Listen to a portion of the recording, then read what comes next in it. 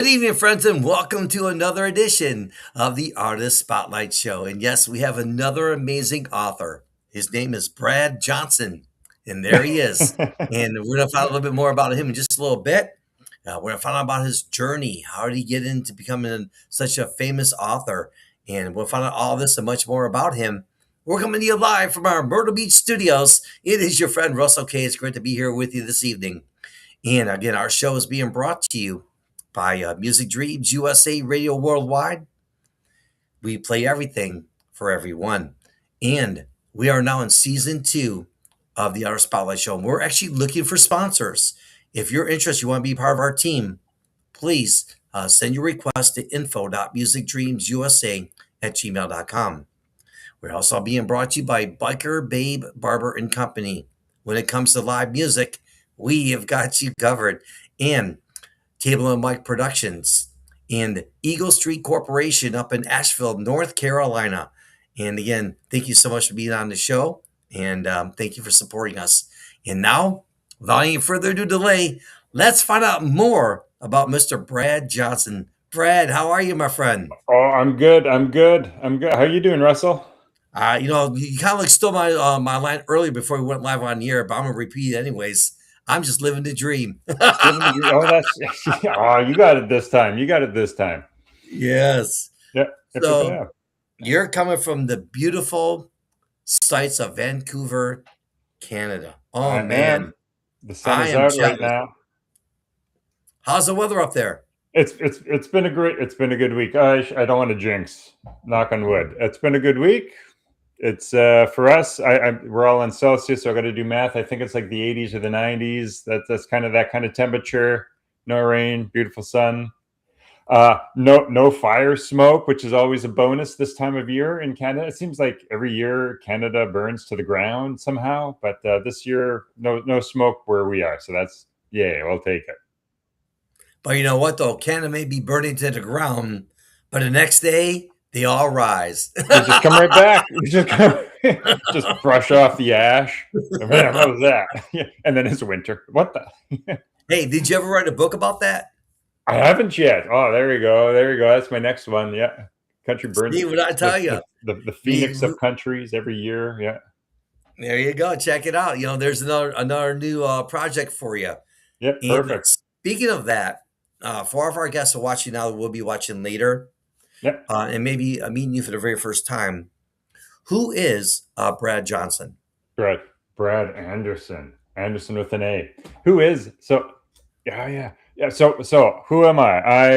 Who am I? That's always a tough question, right? Uh, I think the best way to describe me is I love gardening because it's an excuse to get down and play in the mud, and everybody thinks you're being a responsible house owner. That tells you everything you need to know about me.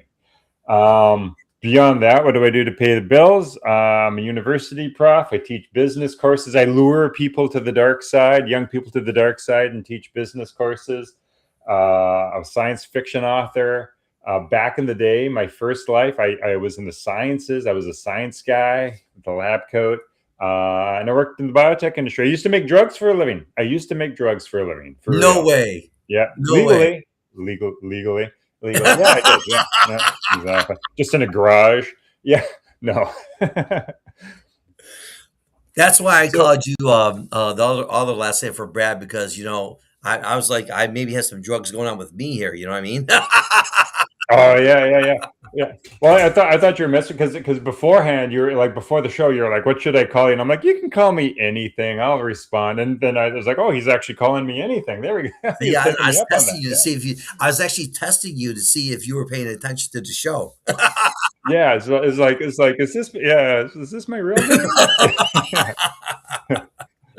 So let me ask you this, all You're right? not even, Do you remember yeah, the you got, moment when you first thought, you know what, I want to write a book? What did that look like I for you? do. All right. So I don't know. It's an interesting. I don't know. I find it. So it's a story. Here we go. So I grew up just writing that like I can't draw worth crap. So I can't draw musical instruments. I love music. I love listening to music. Can't play it to save my life. But the way that I could, like the art that worked for me was writing. So like I always wrote as a kid. You know, in elementary school, I'd be writing just short stories. And then I always found my problem was when I was a kid, when I was a teenager, is I'd be like, I want to write a novel, and I'd start to write a novel, and after about 3 chapters, I'd lose it and I'd stop, and then I'd write something else, and I never finished anything. And I remember at one point in time in my teens, I was like, you know what? I'm going to write a novel, and I'm not going to write anything else till I finish this novel, because I'd always had this problem, like I'd bail before I did. So I'm like, not doing anything else until I finish this novel. And I stopped writing for about 20 years. So I kept that promise, right? So I started the novel. I got about 3 chapters in, didn't finish it, and I stopped writing. I stopped writing for like 20 some odd years. It wasn't until I was in my late 30s. And you know how like your parents, when you're like an adult, they start sending all this childhood crap to you. They're like, we've been storing all this crap in our house, like you can have it. And so like I got this like big box of stuff that I made as a kid, and I saw the story that I'd started to write, and I started to go through. I'm like, this isn't bad. This is a good start of a story. I'm going to finish this. And so I finished that story in my late 30s, and so I did actually finish that story that I committed to finishing 20 years after the fact. So be careful the corner that you paint yourself into. So there we go. That's the tale of my first story that I actually finished. That first book. You probably shouldn't blackmail yourself. Like, I'm going to finish this or do nothing else. Like I say, I lost probably about 20 years of good writing by backing myself into that corner. But there you go. It worked in the end. So, describe yourself as an author. How would you describe that? All right. I like All right. In terms of the stories that I write, I like to have fun with this. I like to have fun with the stories that I write. Like, the stories that I write are always entertaining to me, and I also like.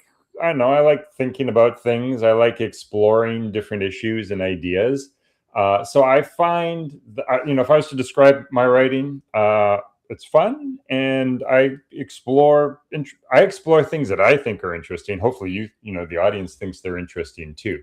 So yeah, they're fun, and they explore interesting ideas. In terms of my actual the act of writing, slow. Yeah, I could, if you want, how should I describe my writing in a word? It's slow. It takes me a it takes me a ridiculously long time to finish a book. But I plod away at it. Yeah. There you go. That's why it's got to be fun. I've had those troubles. Like my first traditionally published book was called Duotero, and I was like, "Hey, I'm traditionally published. That's great." Like I self-published a couple of books beforehand, and so this was traditionally published. And I'm like, and that kind of got in my head, because I'm like, okay, you know, I need to write stuff that's publishable, right? And so I published the first book, and I had a hell of a time publishing my second book. Like, it took me, like, I had it written and I was shopping it around, and just years and years and years of people telling me no. And that started to get in my head, and I'm like, okay, like, I published something, and this isn't publishable, so I should write something that is publishable. And so I'm starting to write, not because I think what I'm writing is fun, but I'm starting to write what I think is publishable. And like, that just messed me up. Like, I spent a year writing a book that I just wasn't super interested in, and I'm like, fine. And I was having trouble motivating myself to write, because I didn't like what I was writing, but I felt I had to write this because otherwise, why the hell am I doing this if I can't get it published? So yeah, totally got inside my head. And then yeah, I just decided, you know what, screw it. I'm going to write for fun. I'm going to write stories that I think are just fun. They're fun for me. If nobody else enjoys it, I'll have a great time. If they get published, great. If not, at least I'm having fun. So that's kind of, yeah, there we go. That's where I'm at. That's where I'm at now in my journey. So let me ask you this. Yeah. Describe your characters to me, and how do you come up with the characters, and how do you keep them going, and how, I mean, it seems to me like, because we've been interviewing like a lot of authors, and I Yeah. love hearing the different stories about the characters, how they come about, how they keep the characters going, and how the characters are actually very personal with the author. It's almost like Yeah. that character is actually living with you You're right next to you by your side, for really. a long Yeah. time. So Yeah, talk to me about they're your in your process on how that works for you. yeah. So if I was to describe my characters, broken and flawed. How's that? They are broken and flawed. They're a mess in some way, shape, or form. Those are my characters. Because I don't know those are interesting people. Those are interesting stories to write. Um, so yeah, oftentimes, okay. So where do characters come from? All right. So for me, like the whole writing process, like usually I'll have like an idea that I want to explore. Um, it's usually not driven by characters. It's usually this idea that I want to explore, and then I'm like, well, what the heck? What kind of characters? Who are the characters that I need to be able to explore this in a way that's kind of interesting and fun? And then I'll sort of choose the character. I'll sort of pick the characters that help me explore that theme. I have like a little notebook. Whenever I have an idea, like, oh, this is a cool setting, I'll write it down. Like, oh, here's some cool characters, I'll write it down. Or here's a cool idea, I'll write it down. And then when I come down to write a story, I'm like, here's the idea that I want to have. Who are Then I'll kind of go through my book and like, what are the settings? What are the characters? What are the things that kind of would help me explore this idea and sort of flesh out this idea? Um, but yeah, my characters. Rule number one: they're always flawed. They're always flawed in some way, shape, or form. So the way I find, the way that I go about exploring ideas is like, there's an idea, there's a theme, there's like a moral theme, maybe, or some kind of, and the characters at the very start of the story, they're flawed enough that they do they do the opposite thing of whatever the theme is, and it's through the journey of the story that they learn to grow. They have to overcome themselves. Usually my characters are kind of in their own way, and they have to overcome themselves to be able to do the thing. To make it to the end. Yeah, and that's usually kind of how the arc that this story goes. So I sort of choose the character, like who are the characters that are the right characters to explore this idea that I want to explore. They're start off sort of flawed and broken, and they go, the experiences of the story, like they either grow or die. That's there you go. Those are your choices in life. You can grow or die, grow or stagnate. Okay, so of your characters, let me ask you Yeah, this. Who's your yeah. favorite? And the second part of the question is, who's the character that gives you like such a big headache at night? It's like, it keeps you up for hours. Who are those two characters? Okay. So my favorite character in the first novel that I published traditionally, the name of the novel is Dua Taro. It means second Earth, Dua Taro. And there's a character in that novel. She's not the main character. She's sort of a secondary character. Her name is Talia. Talia is sort of the embodiment of chaos and fun, really. And the main character is this like super serious, dour kind of like let's get down to business, like I'm a hero, let's get down to business kind of guy. And then like she's just this wild card kind of off to the side, and she was a bucket of fun to write. And she's also a flawed and broken character, and she also kind of goes through her she also goes through you know hell and back. But she was fun to write. She was fun to write, just because she's this little bit of a wild card. She's always, just sort of like, hey, you're still alive. She's always kind of out there. So yeah, I enjoyed writing her the most. Her name is Talia, and again, the feedback from the readers, they're always like, they're like, Talia is my favorite because she's sort of a bucket of fun and unexpected, what she does all the time. Characters that are, kind of are struggle and stay in my head. And when you say struggle and stay in my head, you mean like hard to write, or how do you, or yeah, how do you, like, what kind of, how do you mean that question, when you say they kind of stay in my head or they keep me up at night? Like, do you mean like hard to write or hard to, The your thoughts? character who gives you a headache. So you're writing about that character, and they're giving you a Yeah, big headache, and and that character, you go home, you go into bed at night, and you still think about yeah, that yeah. character that gave you a headache of the project that you're working on. Yeah. Yeah. It would probably still be, like, in that first book, yeah, again in that first book, it would probably be that the main character. Again, the book was Duotero. The main character, his name is Credo, and he's that sort of dour kind of guy. And probably the reason, like I enjoyed writing that character. The the issue with that character is like he was he's older, he's been around, he's done some great things in his past. He's achieved a lot of success. He's sort of this heroic defender of the people. But there's this new thing happening to the world, to the society. It's the society that's kind of steeped in tradition. It's lost the ability to kind of innovate, and it's kind of just fallen back on tradition and belief. And it's worked. Like, it's worked for thousands of years. It's worked. But now things have started to change, and the things that have always worked no longer work anymore. And he's this sort of big, important guy who everybody's kind of like looking to, like, you got to solve this. And he's like, everything I know how to do doesn't work anymore. And I don't know what to do. And so I wanted to write, like, the reason why he was challenging is because I wanted to write him in a way that was, A, people could understand why he did what he did, and people could, I don't know, maybe empathize. People could at least understand why he did what he did, while also realizing that he was not any longer acting like a good guy. Like, he sort of starts off, you think he's the hero of the story. As the story progresses, you're like, I'm not sure if this guy is the hero of the story, but you completely understand why he does what he does.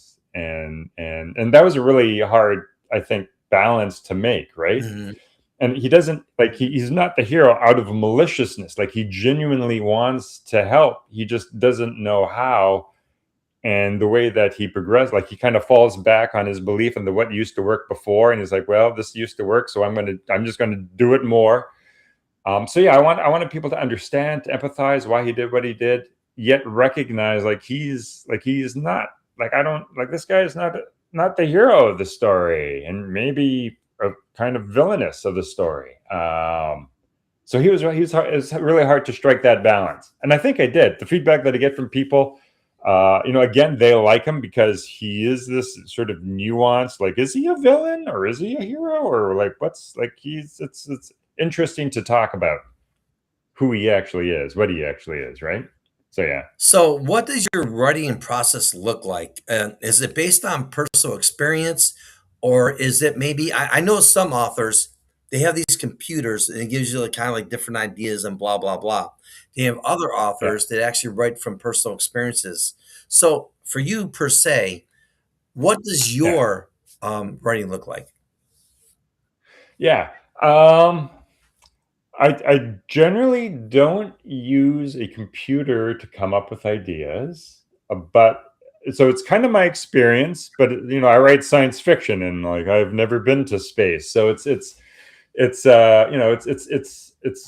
based on my experiences, my thoughts, my understanding. I also um, try, so I do a lot, with science fiction. There's a lot of world building that goes on, and this might sound counterintuitive for science fiction, but I'm a little bit of a, I like history, I like world history, and I kind of use my knowledge of history to influence, creating these new world, like, these events and these things and the ways that these societies and these cultures act, are kind of pulled out of real world historical, precedents, that I then, I sort of take that as inspiration and use that to create the world that is now in the future.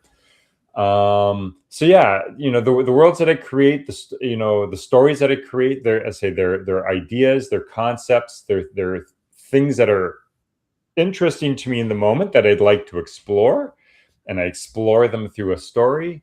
The world building comes through really just my own experience in the world, of the current world as it is, as well as my, my amateur knowledge of, history. I do a lot of research, like, okay, like, I'm exploring whatever, this society is devolving into civil war, so I'll do a lot of research on, like societies that have fallen into civil war, and I'll read a lot of nonfiction books about that and use that to influence my world building, just to create sort of that credibility in world building. So a little bit, so exploring my ideas, a little bit of history. Um, and then yeah, there's like a story structure. There's the mechanics of like how do you create a story, and there's parts of a story that you need to have in order for it to be a story. So there's sort of the mechanics of just sort of building in these points, and then writing them out and making it come to life. How long does Yeah. it take you to go from an original idea to the finished product? Forever. So yeah, that's I was Good like, answer, Brad. do yeah, a long bloody time. Like I meet authors and they're like, "Oh, I can like write a story in like 3 months," and I'm like, oh, "I hate you. It takes me like 4 years or 5 years sometimes. Like it takes me years." I have a full time job, and I'm married and have a dog, and have other things, which means I don't write full time. But yeah, I find yeah, it's slow. For me, it's the first draft. The first, like the hardest thing in the world. The hardest thing in the world is creating the first draft, and I find like creating the first draft can often take me like a couple of years to finish the first draft. Once I have the first draft, I can start to fly. Like 2 years to get the first draft, and then maybe another year to 2 years to get like the next 8 drafts finished. Right. So it's that first one is the rate limiting step for me. So the answer to your question, slow, like forever, like 4 years, 5 years, like yeah. People, like, hey, like what inspired this story here? And I'm like, well, you remember that thing that happened like 8 years ago? And like, well, that's what started this story. And it's just I only finished it now. So there you I go. love it. What's the Yeah. hardest part of writing a book that readers probably would never guess? Yeah. I don't so your qualification was that readers would never guess. They might get, like, for me, it's the first draft. They might guess the first draft. So I'm going to give a different answer though, because it's not the hardest. The hardest part is the hardest part that readers wouldn't expect. So I suspect a lot of readers would think the first draft is really hard, and yes, you are correct. The first draft is really, really hard. The hardest part that you might not expect is honestly getting it published. Getting it published is the publishing industry is brutal. If you want to get it traditionally published, if you want to self-publish, like that's easy. You can just self-publish it, right? But if you want to try to sell it to a publisher, like it is insane how difficult and arduous that process is, and just how many rejections you have to go through. Like your self-esteem is like barely clinging on by the end. So yeah, they actually getting it published is probably a lot harder than I think the average person would think it is. It seems like you got your break with Creative Edge and Mickey. Yeah, So, yeah. how that happened? You know what? It was so I have been lucky enough to have been traditionally published. It's a small publishing company in Canada that specializes in science fiction and fantasy. Shadowpaw Press. Go check them out. There you go. That's a plug. But at any rate, one of the deals, or one of the approaches that they deals, like if you publish with them, they use the Shadowpaw Press, the publishing company, uses Mickey Creative Edge as a publicist, and so when they publish your book, you get like 6 months with Mickey, being, with Mickey being your, publicity rep. And so that's how I met Mickey. I met Mickey through getting published with Shadowpaw Press. That's that connection there. Did you ever come across a point where you're like, you maybe thought about just giving up? It's like, you know what? And, you're getting frustrated. It's like, I'm out. Oh, just like So, 5 minutes ago. Yeah, yeah. And I'm still wrestle with that. Like as I mentioned. So okay. Yeah. going back to it, like what's really hard? Getting published. And you know what? I want to revise my answer. You know what's even harder than that? Like selling books. Getting books sold. Like it is. If you go on Amazon, there's like a gazillion books on Amazon, and like, how do you get people to read yours? Like, how do you get people to read yours out of the tsunami of books that exist in the world that you can get on Amazon or in any bookstore, right? So yeah, that's like writing a book is really, really hard. And then you spend years, or I spend years of my life, like just toiling and trying to like, and boom, oh, I get a book that I really, really like. And then you got to try to get it published. And that's an arduous journey, like just pushing this boulder up the hill and finally, oh, yes, boof, I've got it published. And then you go through all that, and then you don't like, you don't sell a ton of books. And like, yeah, the publishing industry, yeah, selling books is really, really hard. And I think another thing that would surprise people is like, if you're on like the New York Times bestseller, like you only need to sell like 1,000 books or something like that, and you're like one of the top 1% of booksellers. And so most people aren't the top 1% of booksellers. Most people sell a lot less than 1,000 books and stuff like that. So yeah, you're like, yeah, it just and to say I still wrestle with that. You're like, this is like so much work compared to the payoff. And you're like, man, is this worth it? Like, what am I doing? Like, how do I want to do this? Like, should I just self-publish and I'm just publish, like I kind of said before, like I'm just writing for fun. But it's like, it's a lot of hard work for fun. So yeah, I question myself a lot. I'll go through these spells where I'm like, oh, I'm having just a great old time writing, but then after a while, you sort of sinks in, and you're like, man, this is a lot of work, and like, is this worth it? Like, is there a better thing that I could be doing with my time? So yeah, I wrestle with that a lot, and I suspect a lot of writers probably wrestle with that a lot because it's a tough industry. I always think like my father is a painter, and he paints. And I say I have like no artistic ability. I can't paint to save my life, but he paints, right? And I feel like as an artist, you want people to look at your art. And if you're like a painter, you can put your art on like Facebook, and you can get like 100 people to look at it, and like, wow, like all these people saw my art. Whereas when you write a novel, like to look at art is just as easy. You just like, oh, there it is on my screen. I'm looking at your art. Whereas with reading a novel, like I got to buy it, and then I got to like commit to like, hours and hours and hours of my time to read this. And so the barrier to actually consuming a novel is way, way, way higher than it is to consuming like, an art or like a painting, right? So yeah, I don't know. Like and yeah, so you sort of wrestle with that. Like, is this, it's, you suffer for your art. You put all this time and effort into your art. And I wish more people, I wish more people would see it. I wish it was easier to experience a book than it actually is. Because they say you got to sit and you got to commit to hours and hours and hours of reading through a book before you can actually experience the art that I've created. So, Which yeah. brings me to my next question, Brad. All right, so check Mhm. out this one. So, All without right. giving away the family recipe, you know, what can our listeners expect when they pick up one of your books? All right. It's going to be a fun ride, and it'll.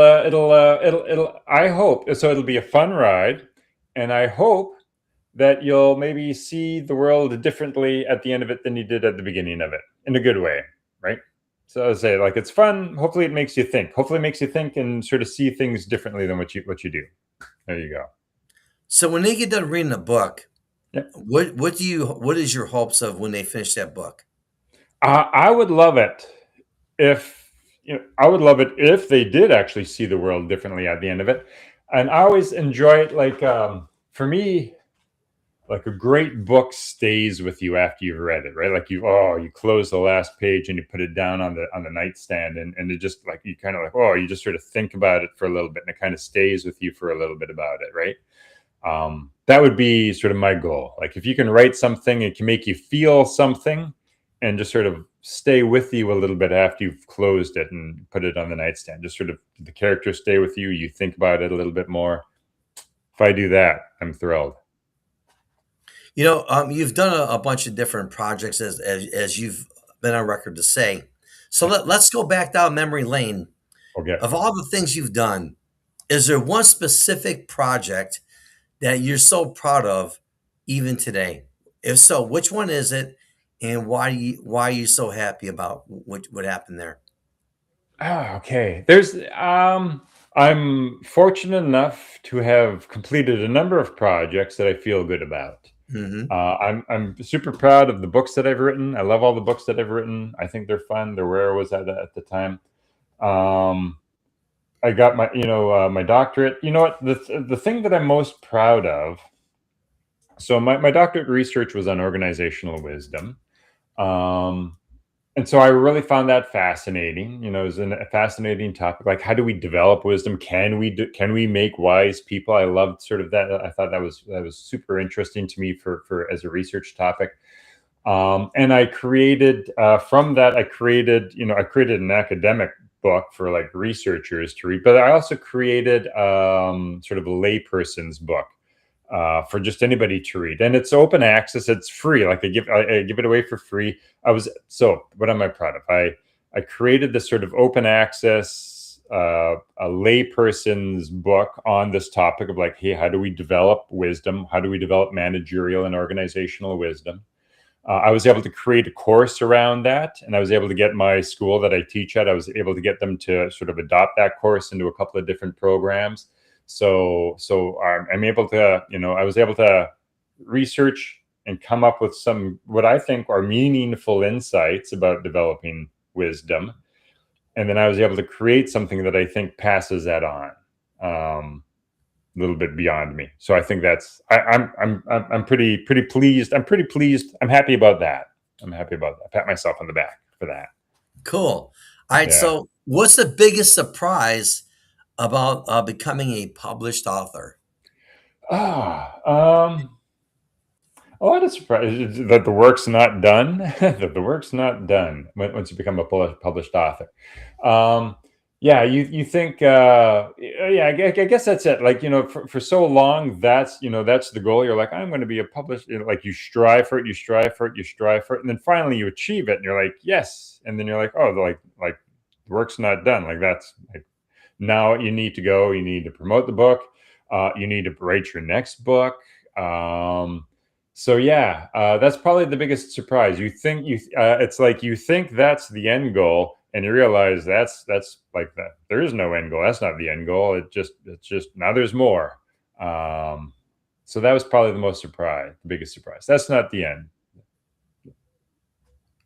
I have a Yeah. question for you. Yeah. Before we interviewed you, we interviewed another author from Vancouver.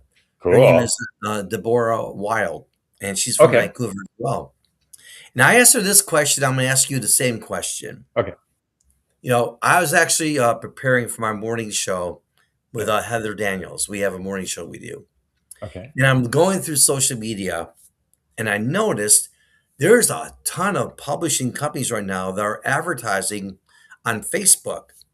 And my first impression was, I feel like that industry as a whole is really growing a lot, and there's Yeah. more people that want to be, getting to becoming an author and everything. So here's my Yeah. question with that: Yeah. do you consider that friendly competition, or do you consider it maybe the more people come in, the more people I can maybe collaborate with, and maybe we can all work together, come up with some different ideas? Yeah. What is your take on that? Yeah, no, no, that's a great question. All like I don't view it as a zero sum game. So like somebody new comes in and like, oh, that's gonna eat into me, right? Because it's not like like people who read books. It's not like they just read one book and they're like, oh, now I'm done. There's kind of this idea like the more vibrant. So for example, I write in science fiction. The more vibrant the science fiction a market is, the more customers will come to that market. The more customers that come to that market, the more that there'll be an audience for me, right? So, like, I find like the more vibrant a market is, the more people come to it. And that's a good thing, right? Like if I was the only science fiction author, like that market would be, stagnant and they'd only have a book once every 4 years or something like that. Yeah, and that market just wouldn't be vibrant and there wouldn't be like a mass audience for it. So I think that's a good thing, right? I also think, there's uh what was I going to say? Yeah, like like you mentioned, like there's sort of like a lot of publishing companies that are advertising. Like I think there's a renaissance. I don't know if maybe this is strong. Maybe there's a renaissance in small publishing, right? When you look at the publishing market, back in the 70s, it was really fragmented and there's all sorts of books of all different types. But, over the decades, the publishing industry has consolidated and there's like only a very small number of like huge, gigantic publishing companies. And conversely, with that, there's only a couple of like huge, gigantic like places where you buy books, right? You used to have bookstores all over the place. Now you just have your big chapters bookstores, or you have Amazon. And I think that consolidation and massiveness has sort of homogenized a lot of writing, which has made it maybe not as vibrant as it might have once been. It's much more homogenized. And I think there's been some pushback to that. And I think that's kind of leading to this sort of renaissance now of like you have all these small publishing companies that are starting to pop up. And that, let's say I work with a small publishing company out of Canada, Shadow Paw Press. They specialize, the guy loves science fiction and fantasy, and he's a science fiction and fantasy author, and now he's a publisher, right? So they're kind of these small little houses that are sort of built on like passion, right? Instead of these big corporate monoliths that are like just give me profits. It's these small startups that are sort of driven on passion. So I think there's almost like a bit of a renaissance, like a bit of pushback to this over corporatization. And I think that's a good thing. I think that's a great thing, right? There's all these small publishing companies starting to come up. There's all these authors, that are starting to might not have a voice in this big corporate system, but they still have something interesting to say. That are sort of like being able to find their voice and being able to get their work out there. I think that's a great thing. I love it. I like it. I think it's a good sign. I think it's a healthy sign. It's a healthy sign. Alrighty. So now let's Yeah. switch gears. Let's talk about the up and coming author who just Okay. beginning their career and they want to, Yeah. someday get in the shoes where you're at right now, going to all kinds of Yeah. interviews and all that good stuff. So, what advice would you share with them? Yeah. Right. Just right. Just write more. Yeah. So what advice? So advice, like one, I kind of mentioned this before, like the publishing industry and publishing a book, like it's a tough racket. It's a hard racket. It's a tough racket to make a living at. Like most authors don't make a living at it. Like it's something you do. So my advice would be, have fun. Like write for fun. Write, like it's your art and use it as a form of expression. If you want to make it as a business, you have to be very market focused and just care about what the market rate, and then just write what the market rates. But let's say it's hard to make a living, and it's hard to write what you're not passionate about. So have a day job, write for fun, and learn about the craft. So my advice is learn about the craft of writing. Writing is a skill. There's techniques, and you can learn these techniques. Like, how do you design a story? What does story structure look like? Characters, how do you design characters? What is a character arc? How do you make a compelling character arc? All these things are techniques and skills, and learn them, right? It's not just banging away at a keyboard and just having fun. Like, have fun, but if you want to be a writer, learn the craft. And I think that doesn't get said enough, right? Learn the craft. Like you should learn about, like, I hate to tell, like you should learn about grammar. Like you should know how to construct a grammatically correct sentence without the computer telling you whether it's right or wrong. You should know, like, that's your tool. Sentences are your tool. You should know how to construct it and say that. Maybe that's not super popular, but learn your craft. Know how to write proper sentences, know how to construct a story, know how to construct good characters, and always be learning, always be curious, always be trying to push yourself to make sure that your next book is better than your last one. Whether it be a new author or a well established author as yourself, how do you deal with criticism? Yeah. Um, it depends on the source of the criticism. So what do I mean by that? during the creation process, during the writing process, I think criticism and feedback is absolutely vital. Like, you need to give your book to people who understand the writing process, and they should tear your book apart and give you all sorts of feedback so that you can sharpen it and become stronger. So I think during the creation process, criticism, absolutely vital. Seek it out hungrily. After it's been published, I don't want to hear it. After it's been published, I'm like, it's out. I made it as good as I could make it. Like, that story is as good as I could make that story at that time in my life. If you love it, great. If you don't like it, I'm sorry. But there's nothing more frustrating. Like, people are like, "Hey, I read your book. There's like a typo on page 93." I'm like, "Well, like, I can't fix that now. Like, telling me that, like, why are you telling me that now? Like, you're just being a jerk. Like, I can't fix it. There's nothing I can do about it." Like, great, good for you. So yeah, once it's done, like, the book's as good as I could make it. I hope you like it. If you don't like it, I'm sorry, but like, I don't go seeking out and looking for the negative reviews and things like that. Yeah. During the creative process, I want the constructive feedback, but after it's out, I made it as good as I could make it. There you go. It's like, see you later, alligator. See you later. Yeah, sorry. This is as good as I can make. Sorry, this is as good as I can make it. This is as good as I can. I'm sorry if you don't like it. I hope you like it. If you don't, sorry for wasting your time. There you go. But move along. You don't need to be mean about it.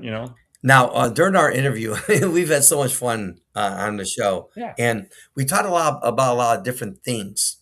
So I want to give you the stage right now, and maybe Cool. share something with our audience that maybe we haven't discussed yet, but maybe something you want to share. Cool. Yeah. If I, again, I don't know what this counts as. So I'll give maybe two bits of advice or just thoughts or approaches that have paid off really, really well for me.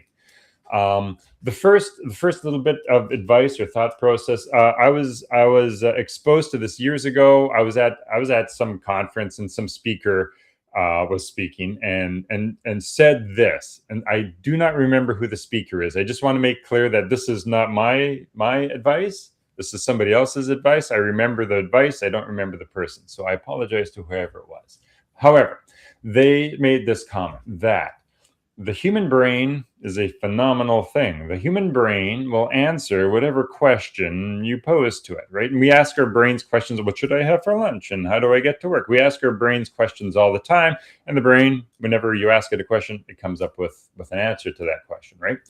Now, the problem that a lot of people have, or the limitations that a lot of people have, is they ask their brain the wrong question. They'll ask their brain and questions, like, or no, they'll ask their brain or questions.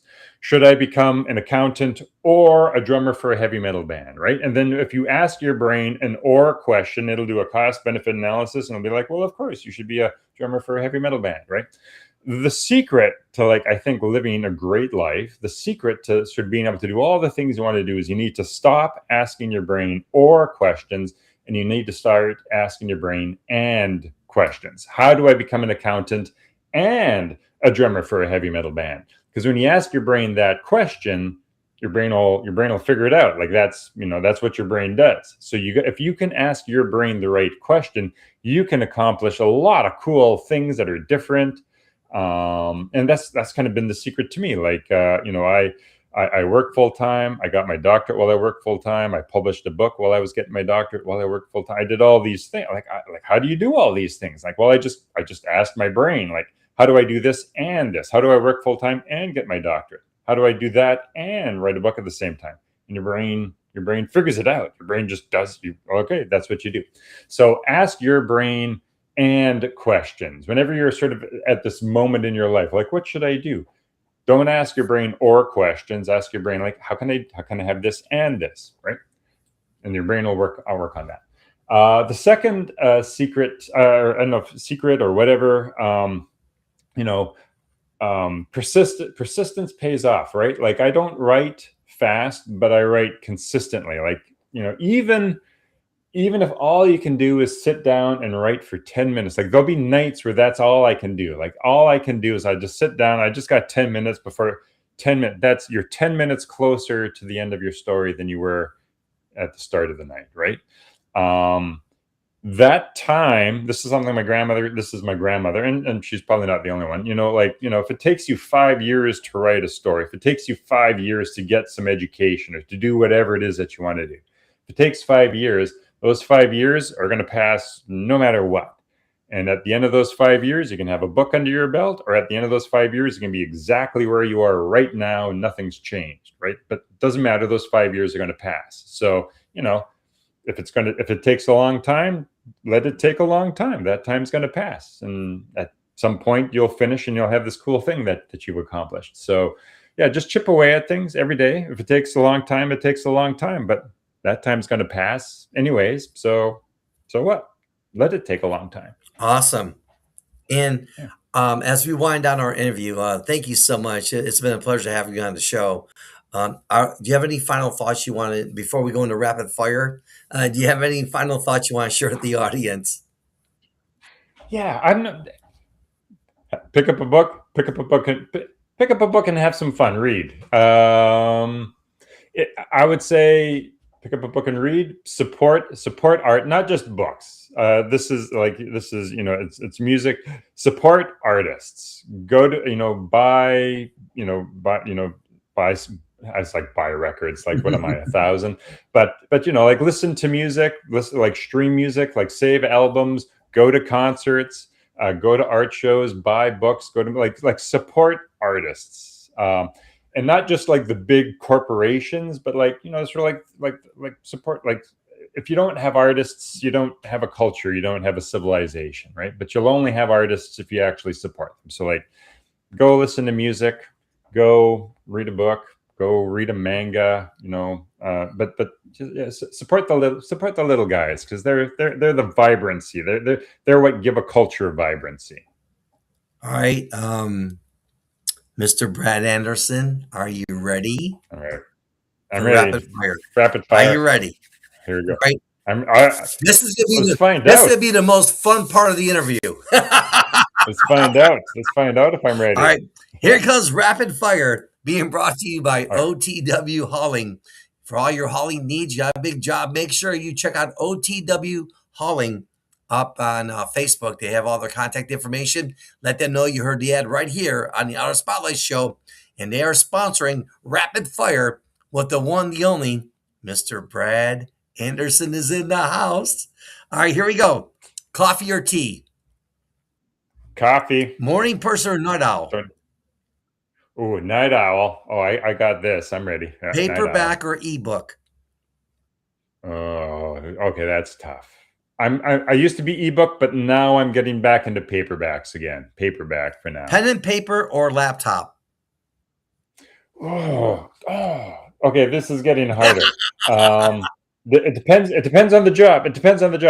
99% of my life is on laptop, so I'd have to say laptop. Beach or mountains?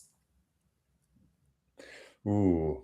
I'll go for mountains. Dogs or cats or both? Oh, I'm a dog guy. Got my dog right down here. Sweet or salty? I'm a salty kind of guy. Pizza or tacos? Oh, dude, these are tough. I like them both. Pizza. You're making me choose between like my children. I'll go for pizza. Summer or winter? Oh, bugger. I'll go for summer. I hate being cold. All right. Music that you listen to while you're writing to complete a sentence. I'm kind of a heavy metal guy. Something loud and intense. All right. Complete silence. Nah, I always got music playing in the background. No. Comedy or horror? Ooh, I'll go for horror. I'm a horror guy. Yep. Read into that what you will. This is a family show, ladies and gentlemen. We are not promoting that. Yeah. All right. A bookstore or library? I'm a bookstore guy. I like bookstores. Text messages or phone calls? Text message. All right. Yeah. Stay home or go out? Usually, I stay home, but I know it's good for me to go out. But stay home.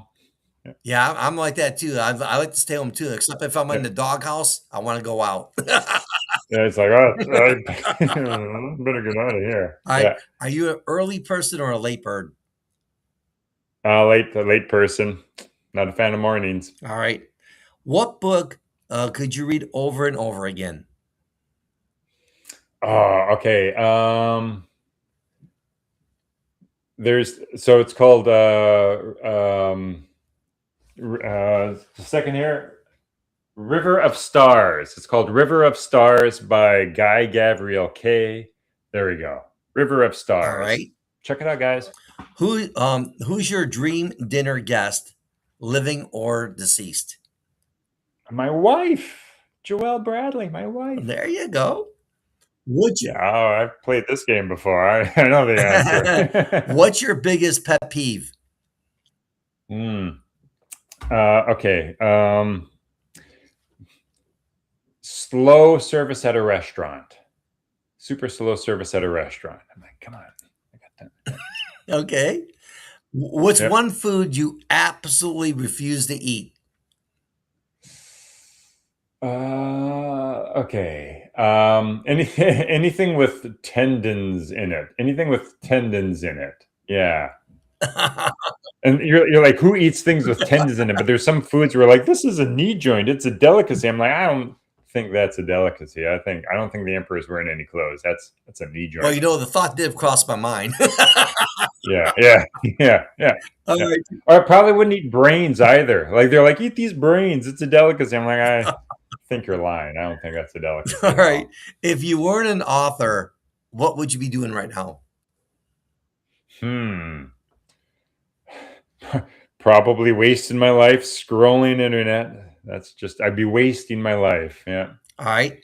If I gave you Yep. $1 Doom million scrolling. dollars right now, what would be the first thing you buy?